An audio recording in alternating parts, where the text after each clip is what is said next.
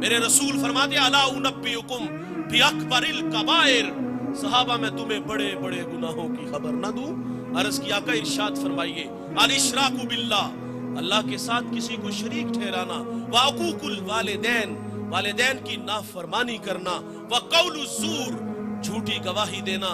बड़े गुनाहों में जवानों एक गुनाह माँ बाप की नाफरमानी है। तिरमिजी की रवायत, अबू हुरैरा रावी, बाबुल फित में ये रवायत मौजूद है। मेरे नबी फरमाते जब मेरी उम्मत में 15 बुरी खसलतें आ जाएंगी, रीहन हमराउ, उम्मत इंतजार करे सुरख आंधियों का, वसलजलातिन, जलजलों का, इन्हें जमीन में तनसा दिया जाएगा और आसमान से भी ताबड़तोड़ हमले होंगे। वो 15 बुरी खसलतें कौन कौन सी है? इज्जत तुखिजल फैउ दुअलन, फरमाया जब हुक्मरान तबका सरकारी खजाने को दोनों हाथों से लूटना शुरू कर देगा। वल अमानतु मगनमन, जिसके पास अमानत रखी जाएगी जाती माल समझ के हड़प कर जाएगा। वस ज़कातु मगरमन, मालदार लोग ज़कात देना छोड़ देंगे। व तुअल्लिमु लिगैरि दीन, उलमाए दीन दुनिया के तलबगार बन जाएंगे। व अता रजुलु इमरातुहु, आदमी बीवियों के फर्मा बरदार होंगे। व अक्का उम्मुहु, माओ के नाफरमान हो जाएंगे। व अदना सदीकहु, दोस्त के साथ हुस्ने सुलूक से पेश आएंगे। व अक्सा अबाहु, बाप के साथ बदसलूकी करेंगे। व शुरिबतिल खुमूर, शराबे आम होगी। इस उम्मत का अव्वल आखिर पे लान तान करेगा। फिर क्या होगा? सुरख आंधियां चलेंगी। फिर क्या होगा? जलजले आएंगे। फिर क्या होगा? इन्हें जमीन में तनसा दिया जाएगा। फिर क्या होगा? आसमान से जालाबारी होगी। कब जवानों? जब माँ बाप दुखी हो जाएंगे। कब जवानों? जब माँ बाप औलाद के रवैयों से नाला हो जाएंगे। फिर रहमत खुदा बंदी रूठ जाएगी और उसकी जुज़वी अजाब का इजहार आपने चंद अय्याम पहले एक कश्मीर में झटका, और वो झटका यहाँ भी लगा था। वहां झटके ने थोड़ा सा जोर पकड़ा, सुहाग उजड़े, बच्चे यतीम हुए, अरमान कुचले। एक झटका 2005 में लगा था, मानसेरा से जिला बाग तक 1 लाख इंसानों की हड्डियां तोड़ गया था। ये जुज़वी अजाब संभलने का मौका देते हैं। ओ माँ बाप के नाफरमानों, माँ बाप का दिल दुखाने वालों, माँ बाप की नाफरमानी करने वालों, अगर खुदा की रहमतें रूठ गई, ये कोड़ा अजाब का पहाड़ों में चला तो तोड़ के रख दिया। ये अजाब का जो कोड़ा अगर पंजाब में बरसा, ये दौड़ती गाड़ियां, ये फलक बोस इमारतें, ये बंगले, ये प्लाजे, एक ही झटके में वो खाक में मिला देगा। साहिब, माँ बाप की नाफरमानी इतना बड़ा गुनाह है कि खुदा की रहमत रूठ जाती है, उन्हें जमीन में खींच के ले जाएगा। मेरे रसूल से एक सहाबी ने पूछा, बंदा नवाज कयामत कब आएगी? कोई निशानी इरशाद फरमाए। तो आका फरमाते जब माएं जलील हो जाएंगी। और ये घर घर की कहानी है। मुझे एक खातून मिली, उतरा हुआ चेहरा देखा, मैंने कहा बहन खैरियत? फूट फूट के रोने लगे। कुछ आंसू थमे तो मैंने कहा बताएंगे कुछ? तो मुझे कहती आज बेटे ने मुंह पे थप्पड़ मारा है। मेरा हाथ पकड़ के सर पे रखा, करीब था कि फट जाता। फरमाया जब औलाद नालायक हो जाएगी तो खुदा नाराज हो जाएगा। मैंने ये बातें की तो इसने मेरी बातें सोशल मीडिया पे सुन ली। मेरी दोबारा मुलाकात हुई, मैंने फिर उतरा हुआ चेहरा देखा। मैंने कहा बहन उस जालिम ने फिर मारा? कहा उसने दुखी नहीं किया, तूने दुखी किया। मैंने कहा मैंने आपको क्या कहा? कहा तेरी बातें मैंने सुनी, सामने हजारों लोग बैठे और मुझे खौफ सा आने लगा कि इतने लोगों में से किसी ने मेरे बेटे को बद्दुआ न दिया। और मैंने कहा जालिम तू थप्पड़ मार रहा है और वो तेरी जिंदगी की भीख मांगती है। मेरे नबी फरमाते हैं माँ बाप बड़ी दौलत है यार। हुजूर फरमाते जन्नत तुम्हारी माँ के कदमों तले है। और फिर अमलन रसूलुल्लाह ने हमें करके भी दिखाया। आप मुसल्ला इमामत पे खड़े हैं, ताहते नजर असहाब है। ये मक्की दौर नहीं, ये मदनी दौर है। यहाँ आदाब की आयतें उतर चुकी हैं। यहाँ सहाबा कितार अंदर कितार खड़े हैं। हुजूर मुसल्ले पे खड़े हैं और हुजूर को पिछली माँ याद आ गई और हुजूर की आंखों में आंसू आ गए। यार मिसाल से अर्ज करूंगा, जिसने दुखों का दौर देखा हो ना, खुशहाली आए तो इंसान आरजू करता है काश कि आज मेरे माँ बाप जिंदा होते तो ये सर पे इज्जत की दस्तार देखते। मेरे दोस्त ने गाड़ी ली, मैंने मुबारकबाद पेश की तो आंखें बरसने लगी। मैंने कहा भाईजान ये खुशी के आंसू है या माजी की कुछ तलखियां हैं? उसने कहा एक जमाना था कि मेरी माँ बीमार हो गई और मेरे पास इतने पैसे नहीं थे कि मैं माँ को गाड़ी पे बैठा के हॉस्पिटल ले जाता। वो कहता माँ को गधा गाड़ी पे बिठाया और माँ रास्ते में ही जिंदगी की बाजी हार गई। वो कहता आज सब कुछ है, माँ नहीं। मैं 1900 शाहिद भाई भी आगे बात करें, मैं 1997 में किबला रजा साहब के मुस्तफा साहब के पास दीन सीखने गया।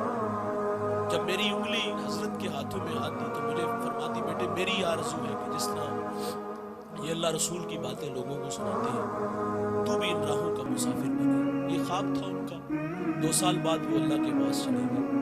ہم راضی بھر رضا ہیں، جو بھی آیا اس نے جانا ہے، لیکن جانے والے یاد بڑا آتے ہیں۔ وہ کیا کسی نے کہا تھا، مرنے والے یہ بات کیا جانے، جینے والوں پہ کیا گزرتی ہے۔ اپنوں کے بغیر زندگی بڑی ادھوری ہوتی ہے، اور بالخصوص یہ جو ماں باپ ہوتے ہیں بہت بڑی دولت ہے۔ یہ خواب دیکھا، میں نے دوڑ لگا دی۔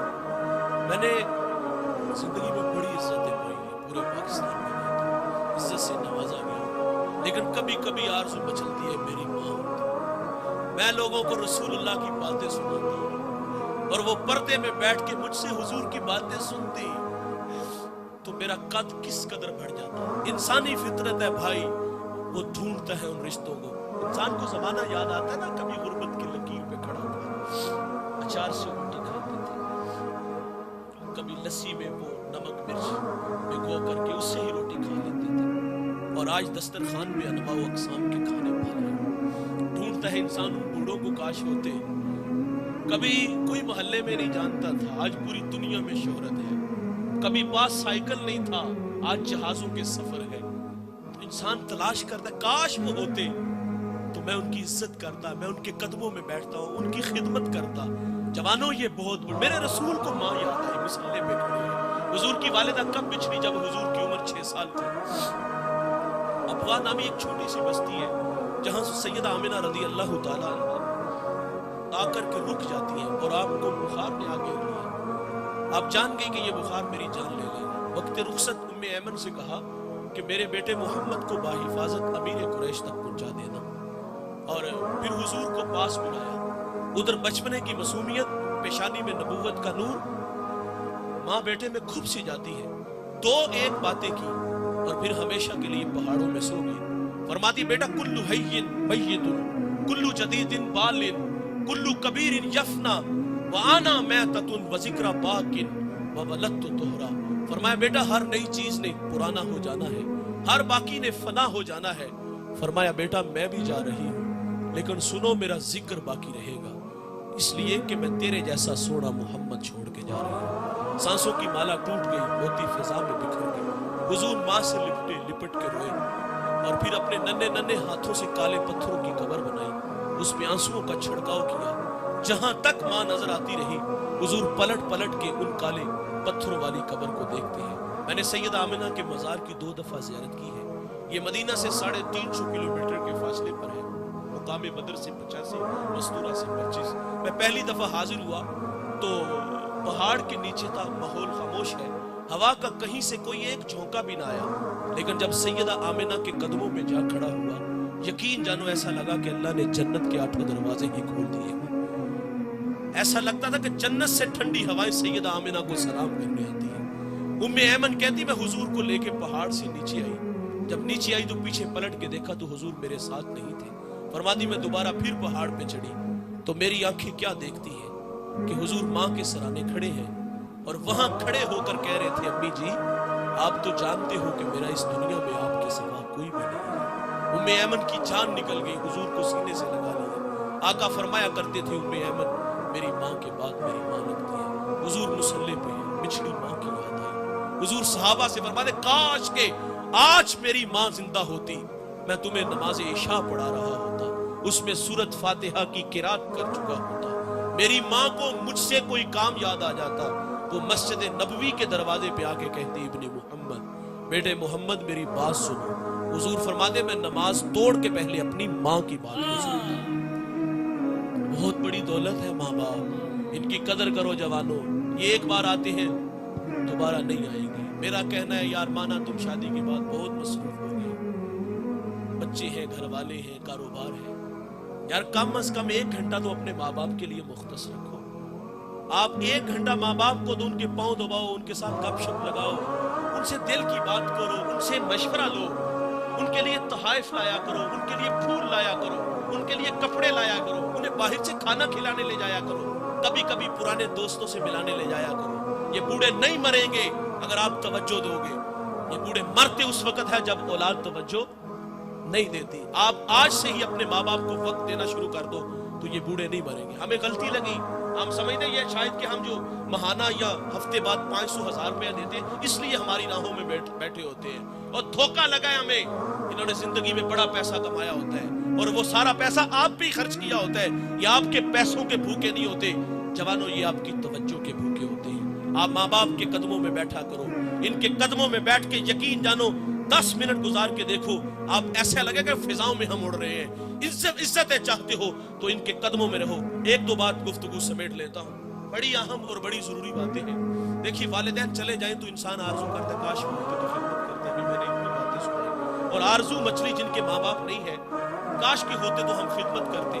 किसी ने वासिफ अली वासिफ से कहा कि माँ बाप अगर ना हो तो बंदा उनके साथ हुस्न सुलूक करना चाहे तो कोई अमल वजीफा है, बहुत बड़ा वजीफा है, अपने साथ ले जाइएगा, अपनी जिंदगी में इसको जगह दीजिएगा। वासिफ अली वासिफ कहते हैं माँ बाप ना हो तो पूछे जो वो अपनी औलाद छोड़ जाते हैं तो फरमाए उनके साथ हुस्न सुलूक किया करो। देखिए, इस मजमे में कुछ भाई अमीर होंगे, कुछ भाई गरीब होंगे। कितना ही अच्छा है कि अमीर भाई अपने गरीब भाई की कफालत ले ले, लेकिन हमारे यहाँ ऐसा नहीं होता। अमीर भाई के दस्तरखान पे अनवाउ अकसाम के खाने फल होते हैं, बाकी बच जाने वाले कुत्तों के आगे डाल दिए जाते हैं, रूढ़ी पे फेंक दिए जाते हैं।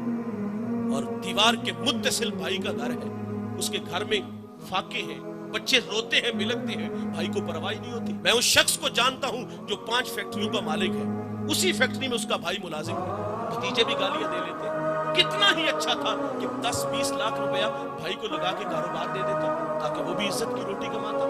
लेकिन हमारी आरज़ू होती कि ये सारी जिंदगी हमारा मोहताज है। और कितना ही अच्छा है इस मजमे में अगर कोई भाई अमीर है तो वो अपनी गरीब बहन की कफालत ले ले।